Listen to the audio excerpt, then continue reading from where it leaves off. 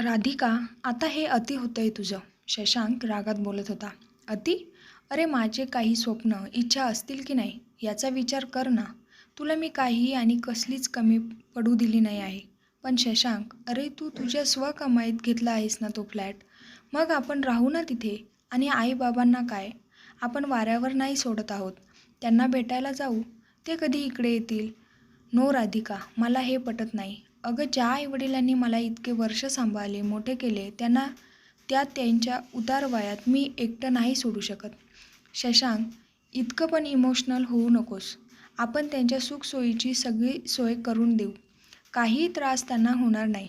मला ते जमणार नाही राधिका. आणि आपलं आत्ताच तर लग्न झालं आहे. अजून 6 महिने पण नाही झाले आणि तू खुशाल वेगळा राहायचे म्हणतेस. शशांक, मला सुद्धा माझं स्वतंत्र संसार हवा आहे, जिथे मी माझ्या मनासारखं सगळं काही करू शकते.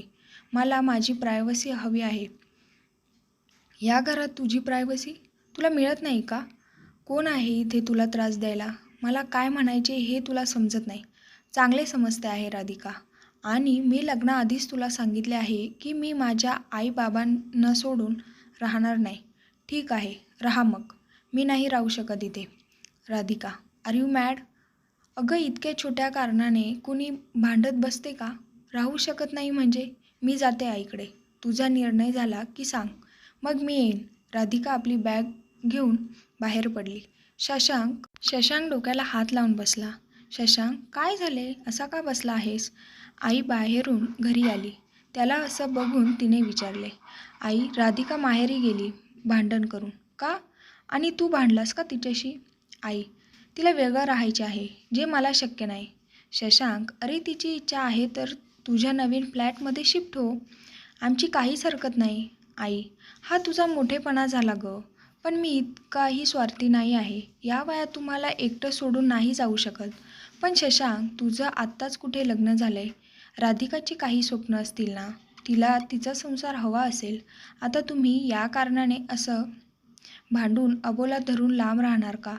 आमचा नको, राधिकाचा विचार कर. शशांक काही बोलला नाही. राधिका आईकडे आली.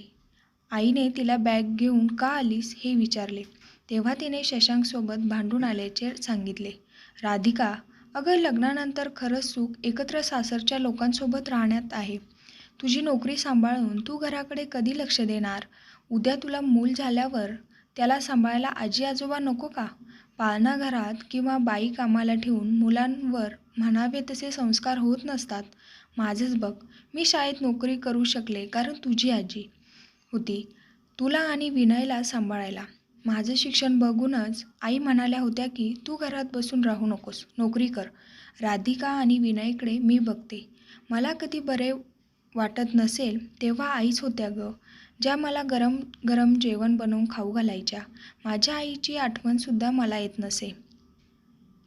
आई, पण यात माझी अशी प्रायव्हसी कुठे आहे सांग?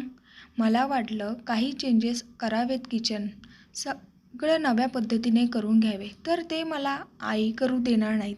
कारण त्यांचं एकच पालुपद सुरू असते. मी किती हौसेने सगळं घर सजवले, कमी पैशात सगळं केले. त्यात माझ्या आठवणी आहेत. घराचे पडदे असोत किंवा छोट्या छोट्या वस्तू, प्रत्येक गोष्ट त्यांची आहे. यात माझं काय आहे सांग? मग जर मलाही माझं असं स्वतंत्र घर असावे, ते मी माझ्या पद्धतीने सजवावे असं नाही का वाटणार? बरोबर आहे राधिका तुझं, पण तुमचं आत्ताच तर लग्न झालंय. तुझ्या सासूबाईंना जरा तुझ्यासोबत रुळू तर दे. प्रेमाने आणि मायेने जग जिंकता येते बाळा. मग तुझ्या सासूबाई तर मनाने प्रेमळ आहेत. तू हळूहळू त्या घरात बदल कर. तू त्यांना आजच्या मॉडर्न वस्तूंचे महत्त्व समजून सांग. त्या कितपत उपयुक्त आहेत ते पटवून दे. मग त्याही नवीन बदल करायला तयार होतील. आमच्या वेळी इतका पैसा आणि सोयीही नव्हत्या, पण तरीही आम्ही आनंदाने संसार केला. घरात खूप माणसं, त्यात तुझ्या बाबांसोबत दिवसभर बोलायला सुद्धा मिळत नसे. पण रात्रीची वाट पाहण्यात ही एक सुख होतं. रात्री आमच्या गप्पा चालत असत. मध्येच कोणीतरी काही मागायला यायचे, मग थोडे डिस्टर्ब व्हायचे, पण त्यात एक आनंद होता. एकमेकांची खोडी काढत चिडवत घरातल्या प्रत्येकजण आनंदात आणि समाधानी असायचा. आम्हाला तेव्हा ते तुमचं प्रायव्हसी वगैरे शब्दही माहीत नव्हता, पण एकत्रित राहण्याची मजा होती. आजारी पडलो तर प्रत्येकजण येऊन चौकशी करत होतं. जमाना वेगळा होता, राधिका म्हणाली. वेगळा होता? पण लग्न, जोडीदार, संसार या तर सेम गोष्टी आहेत ना? आता प्रत्येकाला सेपरेट रूम असते. सगळ्या वस्तू वेगवेगळ्या, आवडीच्या असतात. सासू सासरे कशाला आडकाठी करत नाहीत. आजची मुलं त्यांच्या लाईफस्टाईलने जगतात, तर तसंच त्यांना जगू दे. आपला जमाना गेला आता, असं म्हणून गप्प राहतात. समजा उद्या तुझ्या दादानेही ठरवले की आपण वेगळे राहायचे, तर तुला ते आवडेल का? तू दादाला 4 शब्द सुनावशील की आई बाबांना या वयात एकटं सोडतो का म्हणून? मग शशांकचे काय चुकले सांग यात? राधिका, तू अगोदर त्या घराला आपलंसं तरी कर. मग हळूहळू तुला तुझ्या मनासारखी प्रायव्हसीही मिळत जाईल. प्रत्येक गोष्टीसाठी थोडा वेळ जाऊ द्यायचा असतो. येते का लक्षात काही? हो आई, तू म्हणतेस ते बरोबर आहे. माझे चुकले. मी अशी तडकाफडकी निघून यायला नको होते. मी आता शशांकला कॉल करते. राधिका कॉल करायला गेली. आई हसतच आपल्या लेकीकडे बघत राहिली.